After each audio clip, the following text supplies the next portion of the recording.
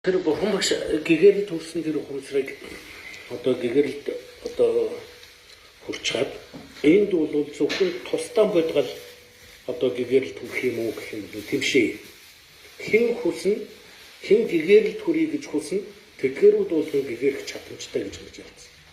Тэрнээс биш ганцхан би одоо гэгэрчлээ надад итгэхэд намайг лавралд бариад гэж хэлж огтхон чайлтав. Амтан болгоны сэтгэл гэгэрлийн хөрөнгө бий. Харин түүнийг сэргээж хөгжүүлэх нь хөг бодголын одоо мэд хэрэгэл гэж үзэж байна. Тэгэхээр бид ерөөлөө сайн тавиад буйнаа сайтар ураагаад хилэнцгийн үйлийг аль чадхаараа төвчилж чадах юм бол бид ч гэсэн гэгэрэл төвч чаднаа л гэж үзэж байна. Тэгэхээр бурхан гэгэрэл төвч чадсан бол би ч гэсэн гэгэрэл төвч чадна. Яг тэр бурхан багшийн намтрын юмнуудад зөндөө гардаг да. Бүртгэлүүд тухайлсан.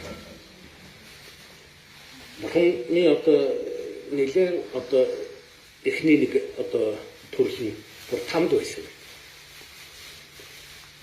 Тэр ямар сайн зүйл хийсэн ямар сайн хүмсэр тэр тамд байхад тэр тамд байж байгаа одоо хажуудлынхаа нэг нөхрийг тамийн ирэлгүүдэх одоо зовоогоод харна.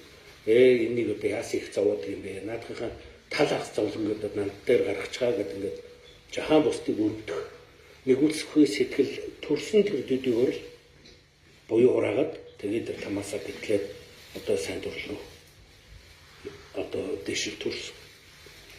Тэгээ бурхан багш бол 32 тоолшгүй галд буйны чуулганыг цаглашгүй хурааж бурхан болсон. Тэгээ харин бид бол одоо тэр шиг олон галуу одоо дамжиж тэгж тойрох албагүйгээр бурхан болох илүү аттай болсон. Яг тэгэхээр бидэнд бурхан багш одоо бурхан болох арга зам бүр нэгэн нас нэгэн биеэр бурхан болох арга зам бүр одоо наашлах юм бол нэгэн дэвсгэр дээр ч одоо гэгэрэл төрөх арга замыг номлочихсон учраас бид бурхан багшаас илүү азтай болсон. Тэр бурхан өөрөө төгс гэгэрч чадсан тэр арга зам мөрөө зааж сургасан л бурханы шашин.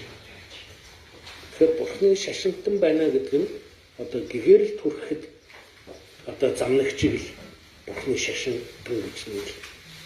Тэрнээс одоо өөрөөсөө ангид тусдаа тусгаар ичид гайхамшиг ярьдаг тэрнийг илэрхийлдэг байснаар бурханы шашин гэж үзэхгүй.